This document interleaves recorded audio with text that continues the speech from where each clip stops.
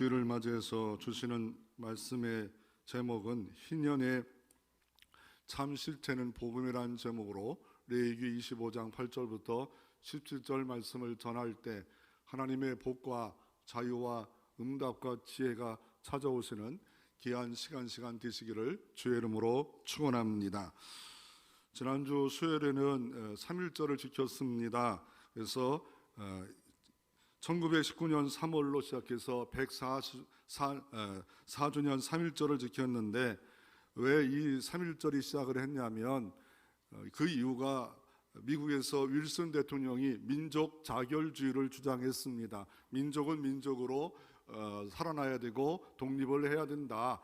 그 힘을 얻어서 일본 동경에서 유학생들 600명이 대한민국 만세 태극을 흔들면서 동경에서 이렇게 2월 28일 날 벌써 만세 운동이 있었습니다. 그리고 고종 황제가 죽었는데 독살했다는 그런 소식까지 퍼져서 모든 사람들이 마음이 흔들렸고 결국 지도자들이 기독교 지도자들 더 나아가 불교 지도자들 천도교 지도자들이 모여서 33인이 우리가 3.1절 날 우리 탑골공원에서 모여서 우리가 대한민국 만세를 외치자 시작하자. 그런데 그곳에 수많은 사람들이 몰려와서 자기까지 가면 33명이 가면 큰 문제가 있을까 봐 어떻게 합니까? 글로 탑골공원으로 가지 않았고 어떻게 종로에 태화관에 모여서 대관에서 대한 독립 만세를 외쳤습니다. 그리고 가서 자수했고 수많은 사람들이 또한 끌려가고 매맞고 죽고 이런 일이 벌어졌고 이 결과 대한민국 임시정부까지 세워지는 역사가 이루어졌습니다. 이런 일들이 있기 위해서는 기독교인들이 많이 도움이 되었고 힘을 실었다라고 말하고 있습니다. 이것은 자유에 대한 열망이었습니다. 결국 우리는 1945년 8월 15일 날 광복을 맞이했습니다. 대한민국이 광복을 맞이했는데 이제 다시 한번 우리들이 정말 자유와 광복을 이 나라 민족이 누리고 있는가? 아직 못 누리고 있는 것이 뭘까? 아니면 교회에서 자유와 해방을 누리고 있는가? 나는 자유와 해방을 누리고 있는가? 가장 핵심은 자유입니다. 자유를 우리가 가질 수 있는가에 대해서 오늘 본문 레위기 25장은 우리에게 말씀하고 있는 본문입니다. 그것을 설명하기 위해서 어떤 것을 하나님이 말씀했냐면 희년이라 말하고 있습니다. 희년, 2년 전년도 아니고 희년입니다. 희년. 그런 희년이 성경에 나오고 있는데 희년에 대해서 한 번도 들어보지 못한 사람도 있을 겁니다. 많은 설교도 안 합니다. 그러면 성경이 있다면 한 번쯤은 이게 자유에 대한 너무너무 중요한 말씀인데도 불구하고 모른다면 저는 도전을 했어요. 연구를 해봤어요. 저도 평생에 희년의 주제로서 설교한 적도 없고 주변 몇 명의 목사님에게도 말해도 희년 주제로 설교한 적은 없다라고 하고 있습니다. 책도 그렇게 나온 것도 별로 없어요. 그러면 두 가지로 한번 우리가 희년에 어떤 은총이 있는가? 첫째로 희년의 개념, 의미는 뭘까? 또 희년을 통해서 어떤 회복을 하나님이 허락하고 있을까? 그 회복이 내게 있을까? 그러면 희년의 의미를 우리가 한번 살펴보기를 원하면 레위기 25장 10절에 가장 중요하게 나와지고 있습니다. 혹시 볼펜들을 들고 있다면 이런 말씀이 한 번쯤 희년이 뭔가를 나중에 다 까먹을 수 있기 때문에 줄을 쳐도 좋겠지요. 10절에 보면 너희는 50년을 해를 거룩하게 해요. 50년 이거를 줄을 치고 거룩을 줄을 치고 그 땅의 모든 주민을 위하여 자유를 공포하라. 이거를 줄을 치고 이 해는 너희에게 희년이니 희년을 동그라미치고 너희는 각각 자기의 소유주로 돌아가면을 줄을 치고 각각 자기의 가족에게로 돌아갈지니라. 희년에 대해서 딱 집으면 이 말씀이 가장 중요한 핵심 포인트 말씀입니다. 그러므로 오늘 희년에 딱 나오면 뭐예요? 50년째를 말하고 있죠. 50년은 희년이다. 그리고 또 자유를 공포하라. 그리고 이것을 희년이라. 그리고 각각 자기 소유주로 돌아가라, 각각 자기의 가족에게로 돌아가라, 이 내용을 연결해서 내가 한마디로 이게 이런 날이었다, 그리고 현재 나와 대한민국과 우리 교회는 이것을 나는 행하고 있다 라고 하면 희년에 대한 말씀은 끝맺힌 거예요. 하산해도 돼요. 그러나 그렇지 않다면, 알지만 실제 살지 못해도 그것도 우리가 알아야 될 내용입니다.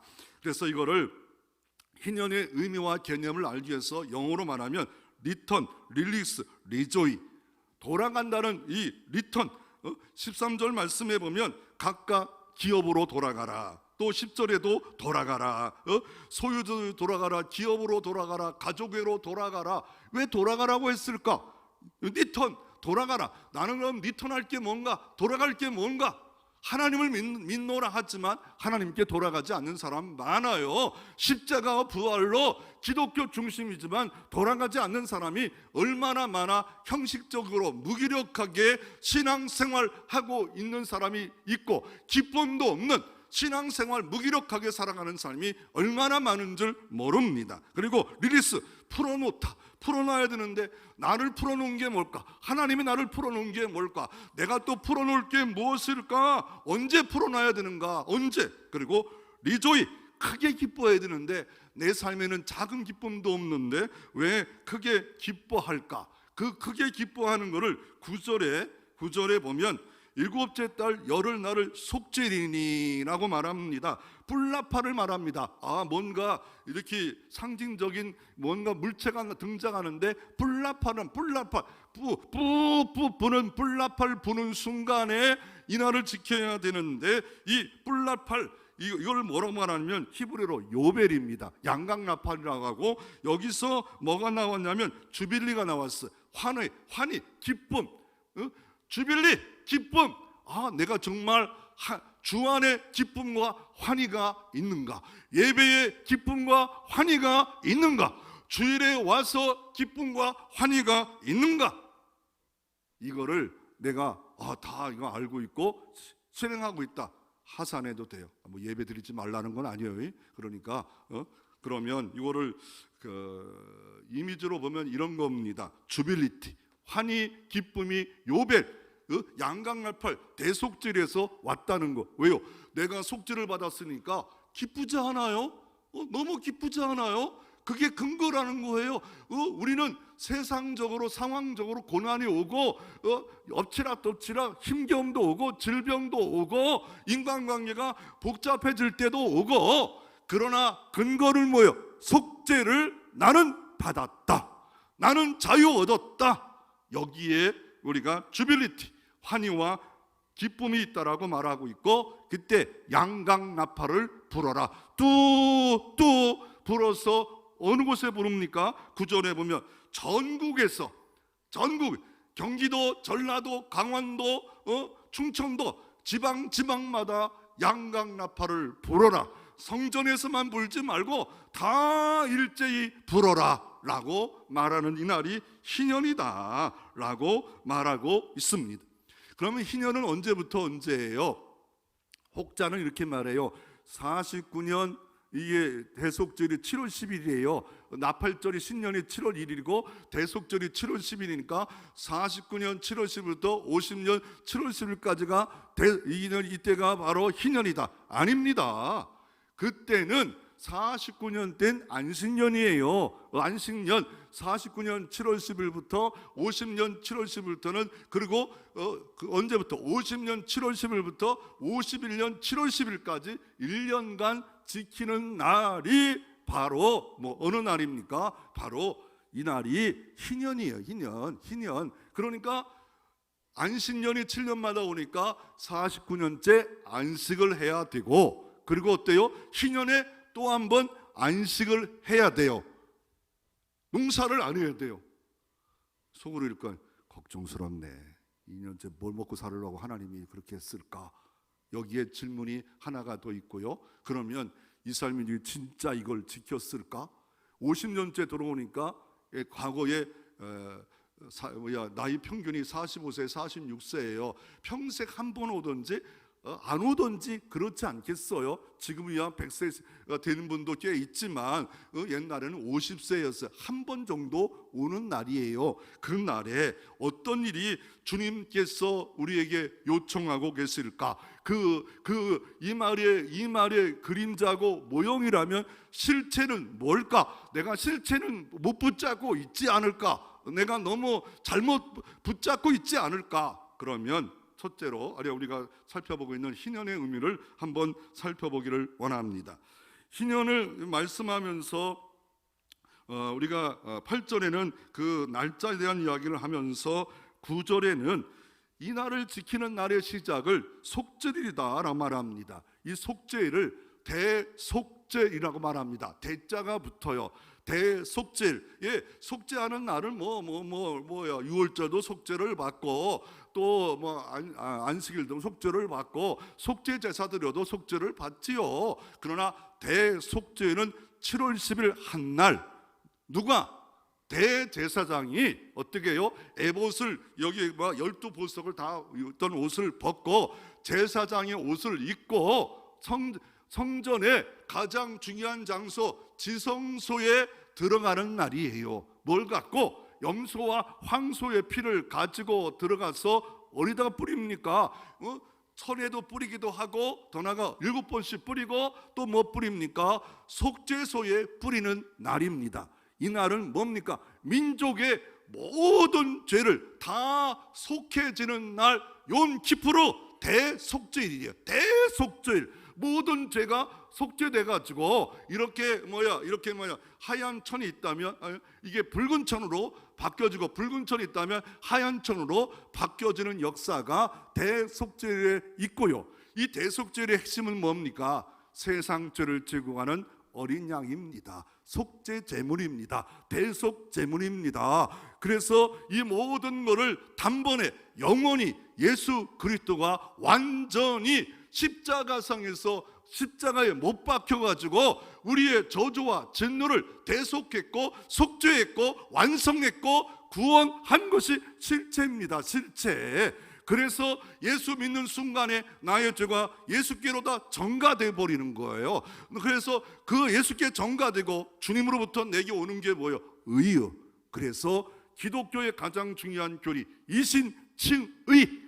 내가 의로운 게 아니라 주님의 의가 속죄로 나를 덮어버렸기 때문에 의가 오는 날 내가 의롭지 않았어요. 의가 확인됐어요. 너 용서받았다. 그것이 선언되는 순간에 기쁘다, 감사하다. 그리고 나팔절과 대속절 열흘 동안 금식하면서 하나님께 번제한 거, 이웃에게 번제한 거, 홀이라도 번제한 거 있다면 용서해 주시옵소서. 그리고 그 절정은 대제사장도 정결한 마음으로 거룩한 마음으로 어떻게 합니까? 지성소에 1년에 그날만 들어가서 이스라엘 민족의 모든 죄를 영원한 대제사장이신 예수 그리스도를 실체로 되셔가지고 피를 가지고 그 피 때문에 피로 말미암아 들어가는 날이에요.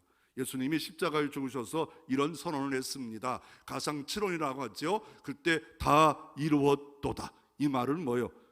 이 말은 값을 다 치루었다는 거예요. 이게 리모컨이 10만 원이라면 이 값을 치루었건 그 산 사람이 되지 않아요. 근데 원래 주인은 이 만든 제품 만든 사람이 사장이 주인이었는데 내가 돈을 지불했잖아요. 그와 마찬가지로 대속죄일날 그 피가 내 죄값을 지불한 거예요.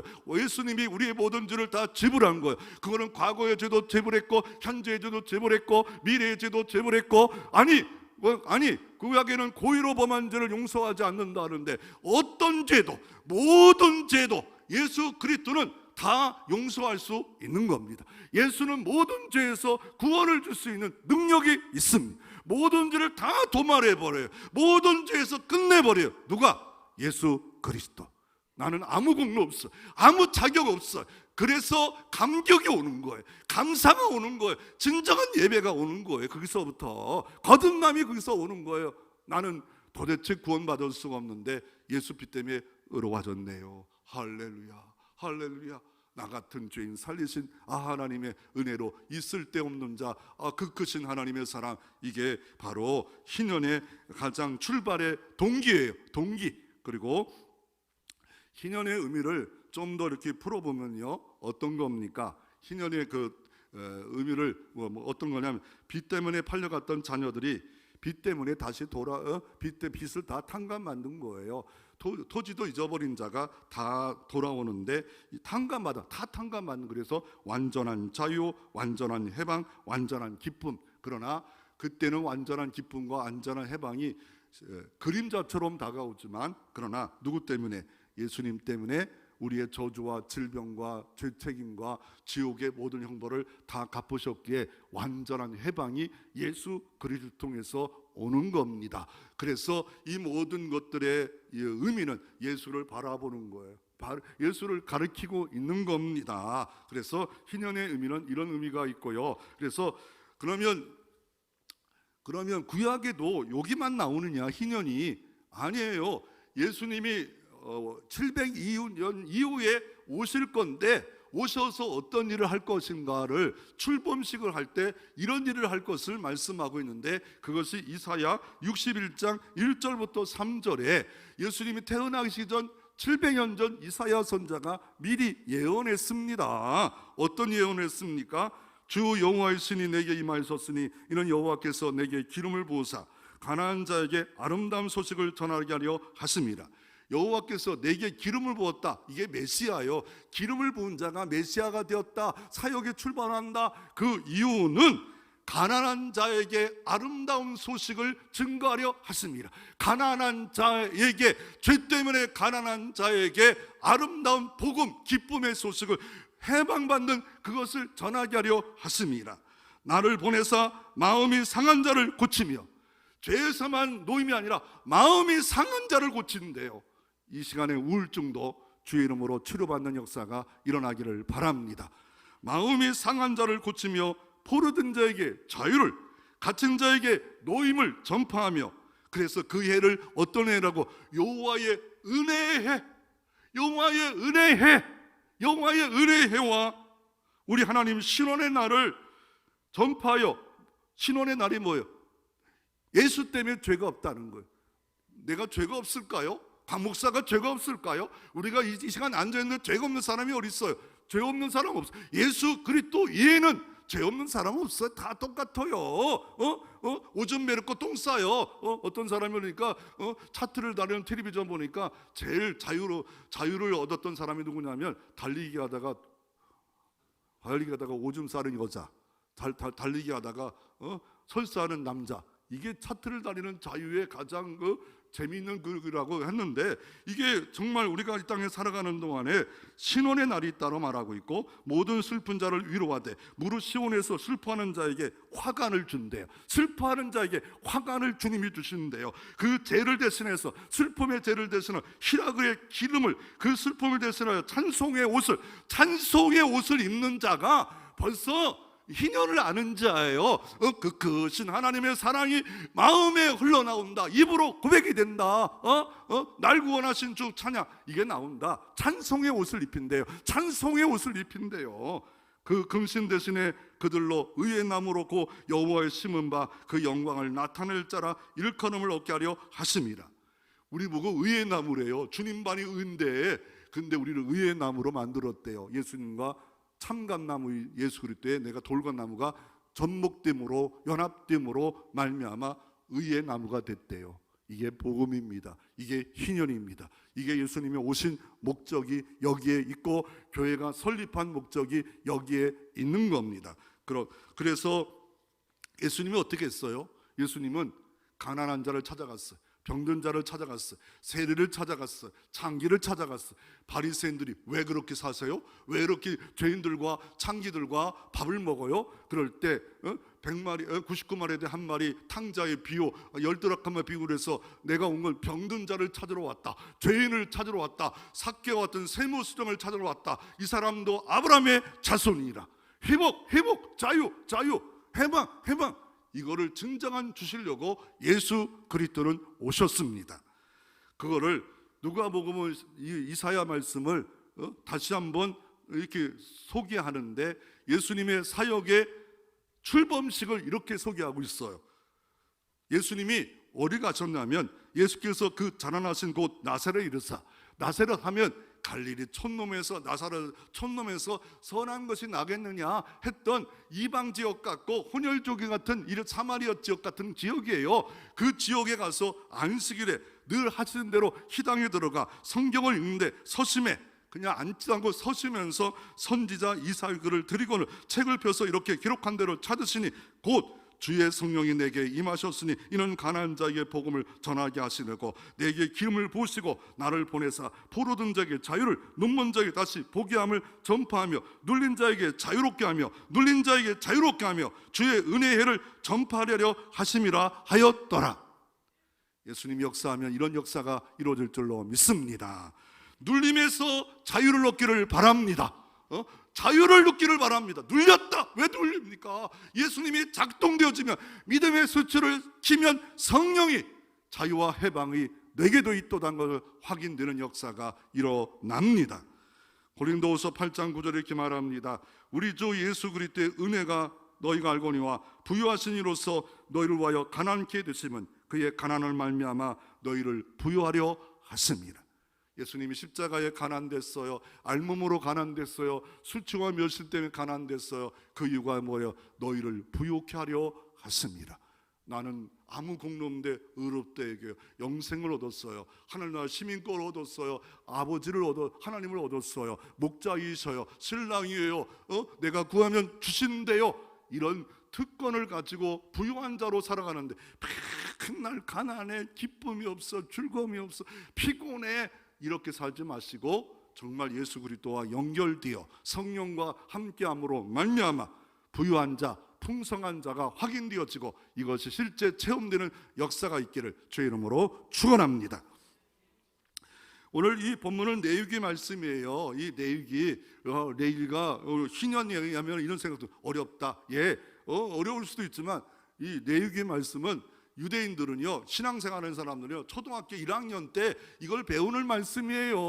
1학년도 아는 말씀이에요. 그런데 목사님이나 신학생도 신앙계 나온 사람도 레위기는 어렵다 이렇게 보지 마세요. 그래서 레위기 1장부터 16장은 뭘 말하냐면요, 왜 가르치냐, 예배예요. 예배. 어떤 예배를 드려야 되는가? 어떤 예배가 하나님이 가장 기뻐하는 예배장가? 예배 실패하면 예배를 놓치면 건강할 수가 없어요. 그리고 17장부터 27장까지는 뭐예요? 이것은 거룩한 삶을 어떻게 사느냐, 예배드리고 예배만 드리는 게 아니라 실제 삶에 거룩한 삶을 살아야 되는데 그 절정은 대속죄일이에요. 대속죄일 날 모든 죄가 속했고, 그래서 50년째 다시 한번 네 거룩을 드러내라. 거룩하면 어떤 일이 벌어져요? 하나님이 인재해줘요. 하나님이 좋은 일을 주셔요. 인재할 때 하나님이 인재하는 곳에 복된 일이 벌어지는데 그때가 희년이에요. 그래서 연이요, 안식년에 49년 1년 쉬면서 하나님을 믿으면서 인재를 체험하고 50년째 또 하나님을 믿으면서 하나님께 맡기면서 살아가라 말합니다. 그럴 때 속으로 막 셈합니다. 뭘 셈합니까? 그러면 2년째 일하자면 어떻게 밥 먹고 살아요? 그런데 광야 가운데 어떤 일이 벌어졌어요? 안식일 전에 어떤 하나님이 2배를 거두게 하셨더라.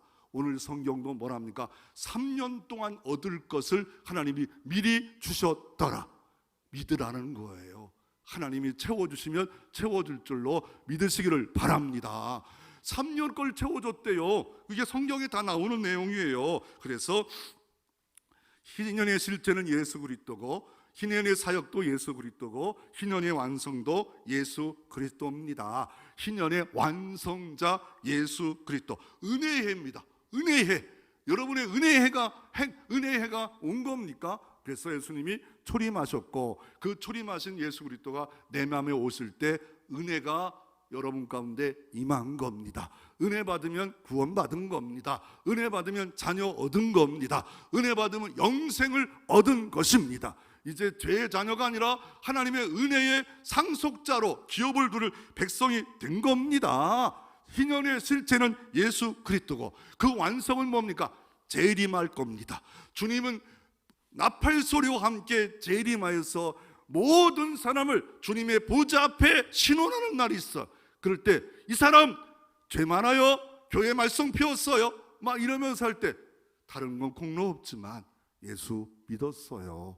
예수님이 변호사가 되어서 변호해주고, 그래도 주의를 지켰어요. 그래도 직분을 감당하려고 노력이라도 했어요. 다른 거 허물 보지 마시고 예수 나 보세요. 아버지께 신원하는 변호사가 계시는데 예수 그리스도가 변호고, 그 증거는 피입니다. 그 증거는 피입니다. 예수 피가 내가 믿었냐 안 믿었느냐라고 말하고 있고, 그 실체는 뭡니까? 하나님의 나라예요. 하나님의 나라. 왜요? 이 땅에 나라가 이루어지려면 백성이 있고 땅이 있고 통치자가 있고 그래야 되는데, 대한민국도 그렇지 않아요? 대한민국 잡으려면 통치자가, 우리가 대통령이 있고 백성이 있고 땅이 있어야 하잖아요. 그래야 대한민국이 된 거잖아요. 하나님 나라는 통치자가 누구예요? 하나님이에요. 백성은 누구예요? 예수를 주인으로 모신 사람들이 백성이에요. 그 나라가 어디예요? 하나님의 나라예요. 하나님의 나라는 어디 있어요? 내 마음도 있고 아직 오직 않은 하나님의 나라가 있어요. 내 마음에 하나님 나라가 뭐예요? 의와 희락과 평강이 있어요. 주님의 의 때문에 너무 감사하고, 주님의 희락이 주시는데 슈퍼 희락. 왜요? 세상 있고 고난이 오고 가난도 있는데 너무너무 큰 걸 얻은 거예요. 너무 귀한 거를 내가 가지고 소유한 거예요. 그러니까 째째하게 다 배설물처럼 사도 바울이 여길 수 있는 은혜, 그게 열려져야 돼요. 영만이 열려지면, 그리고 또 뭡니까? 그리고 아직 오지 않는 재림하실 때 새 하늘 새 땅 새 예루살렘, 눈물도 없고 죽음도 없고 고난도 없고 질병도 없는 영원히 안식할 나라, 찬양할 나라, 우리의 본향집 누가 준다고요? 예수 그리스도. 50년마다 다 모든 빚진 자 모든 거 회복하면서 진짜 회복자는 예수 그리스도다. 예수만이 진짜 회복자다라고 이렇게 보여지고 있습니다. 솔직히 이 설교하면서 어려워서 몇 명 목사님에게 전화도 해보고 상담도 받아봤어요. 뭐 그냥 인터넷 다 뒤져보고 자료도 다 봤는데 없어가지고 있다가 딱 한 권 책이 있더라고요. 희년 한국사의 하나님의 나라. 2번을 봤는데 너무 뭐 이게 다 있었어 뭐 이러면서 돈 아깝네. 그런데 어젯밤에 다시 한번 설교 다 마치고 보니까 너무 좋아요. 야, 희년을 쫙 깃들었는데 우리 동교 청신대 교수였던 그 동기가 하나가 신약에 있는 희년에 했는데 너무 잘 썼어요. 너무 잘 썼어요. 그러면서 인터넷 질문하는 게 이거예요. 희년을 지켰냔 말이에요. 이걸 아니 지키기 어렵죠. 누가? 부자들이요. 아니 다시 50년마다 땅을 돌려주고 노예를 풀어주려면 쉽지 않잖아요. 지켰는가 안 지켰는가? 거의 안 지켰다고 말을 해요. 그런데 이 책을 보면서 저를 뒤집었어요. 안 지킨 게 아니고 지킬 때도 있었고 안 지킬 때도 있었다라고 결론이 이루어지더라고요.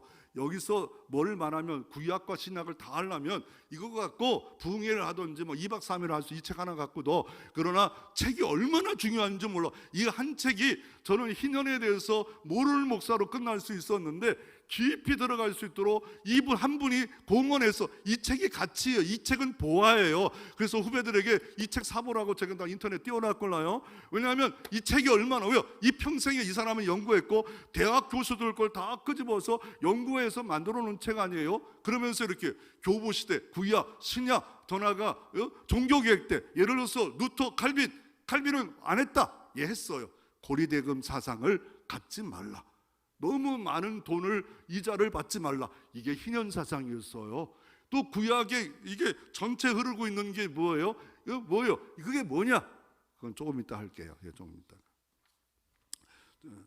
이번 주에 영화를 한 편 봤는데 교섭이라는 영화를 봤습니다. 이 교섭이라는 영화가 봤는데 분당의 샘물교회 23명이 아프가니스탄을 가지 말라는데 가서 선교를 했어요. 그랬을 때 두 가지가 나오잖아요. 정말 민폐한 사건이다. 민폐를 꼈다. 하나는 선교다운 멋쟁이다. 이거는 뭐 제가 논하고 싶은 마음은 없어요. 여기서 영화 감독도 그걸 논하지 않고 싹 피해가더라고요. 그러듯이 하나는 뭐냐면 23명이 포로로 들어가서 언제 어떻게 탈레반을 위해 죽을 줄 모르는데 외교부에 교섭하는 일들을 그것만 핵심 잡아서 해요. 그럴 때 저는 이런 생각이 들었어요. 야, 이 사람 선교를 위해서 간 사람도 대단하고 내가 뭐 민폐 끼친 거 따지는 거 아니라 그랬죠. 또 목사님 민폐가 꼈는데 그런 사람은 내가 뒤에서 봐요. 그래서 그런데 그 사람들은 뭔가 있으니까 갔겠죠. 뭐 샘물교 우리가 고심축인데 더 대단한 교회예요. 갔겠죠. 그러나 3명이 죽었어요. 그리고 무사히 돌아왔어요. 돈도 엄청 많게 한 500억인가 나라에서 몸값을 줬어요. 비행기 값도 엄청 줬어요. 그러면 따지고 보면 얼마나 민폐예요. 그렇지만 그곳에 투입된 예교부 직원들을 봤어요. 저는요. 멋있다고 둘 다 확 누구 뭐 멋있는 거 보지 말고 그 사람들이 들어갈 때 어떤 마음으로 들어갔을까? 왜요? 총이란 건 언제든지 이 사람은 무법천지인 사람이 쏴 죽일 수 있는 장소한 기분 나쁘면 뭐 죽일 수 있고 미국도 죽이고 막 그러는데 그래서 어떤 생각이 들었냐면 우리는 세상의 죄 가운데 있는 사람들을 구출하기 위해서 어떤 일을 내가 하고 있느냐 말이에요. 어떤 모습으로 따지지 말고 뭐 어떻고 따지지 말고 죄악 가운데 있는 사람 23명을 건지기 위해서 그 예교부에서 들어갈 때 그 사람들의 내 마음이라도 있냔 말이에요. 들어갈 마음이 나 처자식이 있어 뭐 있어 이런 마음이 있지 않겠어요? 왜요? 자유를 주려고 목숨 건 이런 교섭이 아닙니까? 어떤 분이는 자유에 대한 이야기를 하나 글을 썼어요. 서울역의 노숙자에 대한 자유를 썼는데 옛날에는 여성들이 자유를 잊어버렸는데 이제 남성들이 자유를 잊어버렸대요. 서울역 노숙자들의 이야기입니다. 대장 노숙자가 있대요. 자네는 어쩌다가 노숙자가 되었는가? 20대가 말을 합니다. 마누라에다가 반천투정가 쫓겨났대요. 30대는 호사스럽다는 눈을 많으면서 이렇게 말을 합니다. 나는 밥이 질다고 해서 쫓겨났대요. 40대는 한심스럽게 보면서 야, 그 정도면 행복하지. 나는 묻는 말에 늦게 대답했다고 쫓겨났어. 50대는 이렇게 말합니다. 마누라가 마실 갔다 오길래 어디 갔다 오나 하고 소파에 누워서 했다가 쫓겨났어. 60대가 노숙자의 혀를 끌고 차면서 이렇게 말합니다. 야, 어찌 그렇게 용감하냐? 나는 소파에 앉아서 TV비 보았다고 쫓겨났어. 그리고 또 70대가 청춘이 그렇구나. 나는 할머니하고 눈 마주쳤다가 쫓겨났어. 그때 90대 그 할아버지 말합니다. 할아버지 이렇게 말, 다른 사람 다 죽었는데 너는 왜 안 죽냐고. 그래서 쫓겨났대요. 진짜 자유가 점점점 서로가 이렇게 갈구하는 시대의 글 아니겠습니까? 둘째로 한번 살펴보기로 하는 것은 어떤 것이 회복되는가? 기업의 회복이 첫째로 있습니다. 오늘 10절에도 그 소유주로 돌아가라, 그 가족에게 돌아가라. 13절에는 각각 소유주로 돌아가라. 그래서 어떻게 됩니까? 왜 빚을 집니까? 그 빚을 진 거 모든 것을 노예로 된 거 다시 돌아가요. 그러면 땅의 문제를 한번 생각해 볼까요? 땅을 줬어요. 어떻게 땅을 줬습니까? 여호수아 18장 1절부터 10절에 보면 모든 지파에게 그려가지고 와라. 그래서 여호수아가 땅을 분배했어요. 요단강 동편, 요단강 저편, 베냐민 지파 무슨 지파별로 다 나눠주고 또 가족별로 나눠줬어요. 그게 조상들 거예요. 그래서 어느 날 아합이 궁궐을 옮겨놓고 앞에 포도밭이 너무 좋으니까 레갑자손에게 뭐라 합니까? 레갑자손에게 이 밭을 좀 달라 했더니 조상 대대로 온 땅을 줄 수 없습니다. 그랬더니 아합이 좀 미친 놈 좀 죽일 놈 아주 그냥 아니 그랬다고요. 아합이 그랬더니 이세벨이 그까짓 거 못해 거짓 위증자를 딱 세워가지고 죽여버리고 그 땅을 뺏지 않아요? 그게 뭡니까? 땅 사상이에요. 땅 신학이에요. 땅 하나님이 주신 땅이고 기업으로 주신 땅을 내가 함부로 아무리 대통령이고 왕이라도 줄 수 없습니다. 레갑 자손이 이렇게 했잖아요. 그리고 레위기 25장에 보면 14절 17절부터 뭘 말합니까? 그 땅이 만약에 내가 빚을 졌어. 아니면 빚을 질 때가 여러 가지죠. 어떤 빚을 졌습니까? 마가복음 5장 2절에 12년 혈류병 앓았던 여인이 이렇게 말합니다.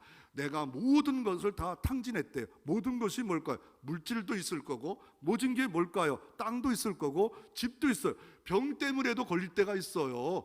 부주의해서 뭐 게을러서 뭐 빚질 때가 있죠. 사업하다가 그럴 때 어떻게 해요? 나 이거 내 땅 당신께 줄 테니까 돈 좀 주세요. 내 집 줄 테니까 돈 좀 주세요. 그럴 때 1년 안에 만약에 돈을 갖고 오면 그대로 그냥 집을 줘라.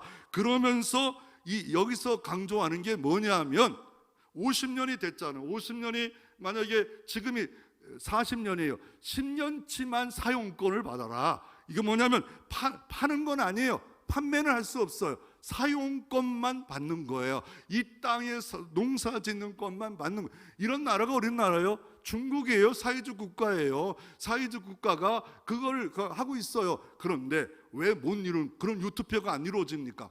왜요? 인간은 욕심이 한도 끝도 없어요. 그래서 안 지켜요. 그걸 지킬 수가 없어요. 가진 자가 더 가지려고 부익부 빈익빈 역사가 있어서 안 지켰어요. 그러나 이스라엘 구약에도 안 지켰지만 곳곳에 이런 희년을 지켰니라 성경 안 나와요. 안식년을 지켰니라 성경에 가끔 나올 수 있지만 그것도 잘 안 나와요. 그 이유가 뭐예요? 그 이유가 욕심 때문에 그래요. 그렇게만 되면 너무 좋은 나라가 돼요. 좋은 세상이 되고 인간다운 삶을 살아갈 수 있는 거예요. 그리고 하나님이 아담에게도 3가지 기업을 줬습니다. 생명의 기업, 땅의 기업, 관계의 기업. 죄를 범한 후에 쫓겨나서 이제 심판받고 땅도 엉겅퀴가 나고 관계에 또 어떻습니까? 하나님과 쫓겨난 그런 신세가 됐어요. 그런데 예수 그리스도로 말미암아 하나님과의 관계도 회복됐고 이웃과의 관계 회복됐고 그 땅은 우리에게 뭘 받아요? 물론 온유한 자는 땅을 기업으로 얻으리라고 했는데 그 기업은 뭐예요? 실제 땅도 받을 수 있겠지만 그거 뭐예요? 교회 공동체, 하나님의 현재이면 하나님의 나라, 미래이면 하나님의 나라가 내게도 하나님의 땅으로 벌써 내게 상속돼 버렸어요. 주어졌다니까요.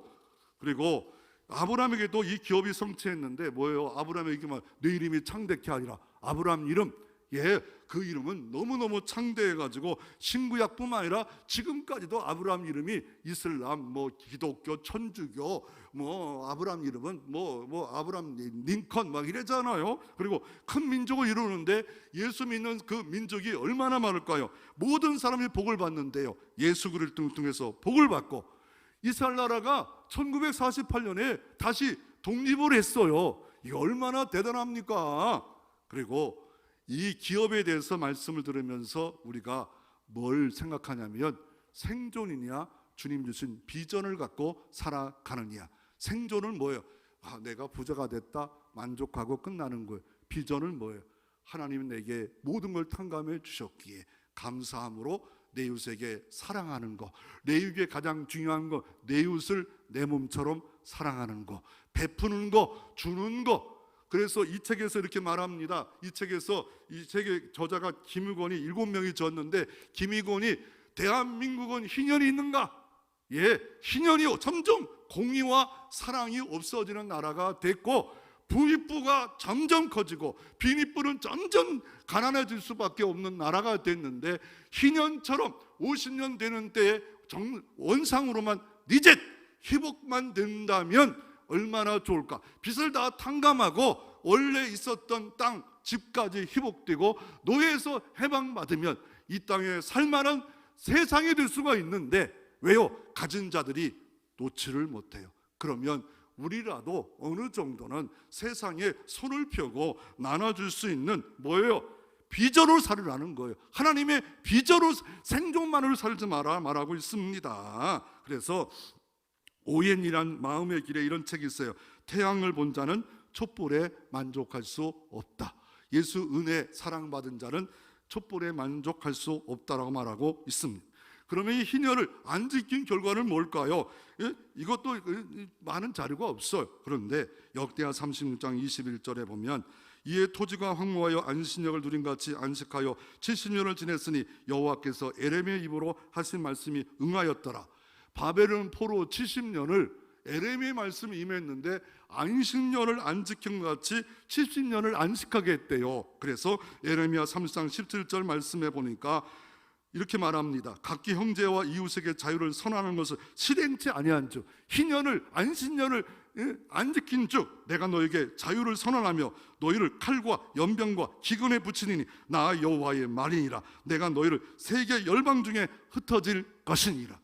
이렇게 믿는 사람들이 지키지 않으니까 70년의 징계가 왔고, 연병, 전염병이 왔고, 기근이 왔고, 칼이 왔고, 땅이 막 지진이 오고, 이런 역사를 일으켜주겠다라고 말씀한 대로 이렇게 이루었다라고 말하고 있습니다.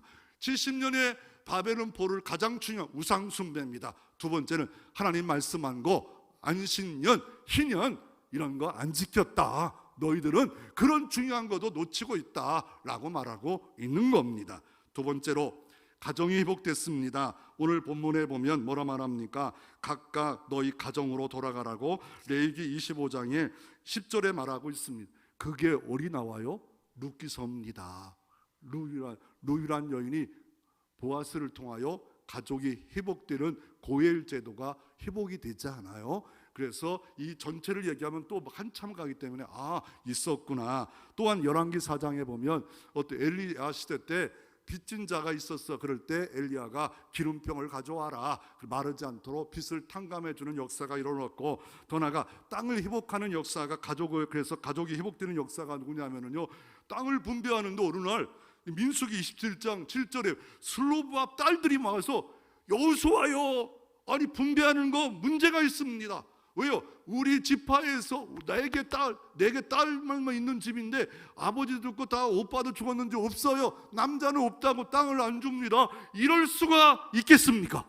그래가지고 장로들이 모여서 회의 결과 줘야 된다. 저 가정은 너무 많은 공헌한 믿음의 명문 가문이다. 그래서 슬로벌 딸들이 구약 시대에 여자들은 동물 취급하는 그 시대에 슬로밥 딸들이 땅을 분배를 받아요. 이게 지금은 남자나 여자나 상속권이 똑같지 않아요? 벌써 성경은 그 구약 시대부터 땅 분배 받는 사건으로 아들이 없으면 딸이라도 줘라 하는 사건으로 이렇게 가정이 회복돼요. 이런 회복의 일들을 했던 사람이 누굽니까? 이 회복했던 사람이 에브람 링컨이에요. 그는 28세에 노예 폐지 운동을 하려고 상원운회했다가 결국 낙선이 돼요. 28세에 그다가 51세에 에브람 대통령이 되고 남북전쟁을 통해서 노예를 해방하는 놀라운 일을 해요. 이게 영국 가면 윌버푸스가 그랬고요. 그리고 또 하나 사건이 뭐예요? 요코이라는 그 괌에 있는 동굴에 일본의 군인이 들어갔다가 30년 동안 동굴에 살아요. 뭐 먹었어? 쥐 같은 거 먹고 막 동물 같은 거 이렇게 동굴에서. 왜요? 일본이 졌는데 그 천황이 나오라 두 손 들라 그걸 못 들었다는 거예요. 그래서 30년 동안 살다가 어떻게 됩니까? 사냥꾼이 발견되고 너 졌다 끝났다 돌아가라. 그래서 30년 동안 자유를 못 누렸어요. 여러분 어때요? 오늘 이 본문을 모르면 자유를 못 누리는 거예요. 이 본문을 모르면 해방을 못 누리는 거예요. 아니 누림만 갖지 말라는 거예요. 네 이웃에게 네 멱살을 놓으라는 거. 아니 멱살만 놓으라는 게 아니에요. 여러분에게 그들에게 자유를 나눌 수 있고 사랑을 나눌 수 있는 좋은 이웃이 되라고 말씀하고 있습니다. 이런 이웃이 되어지기를 주의 이름으로 축원합니다.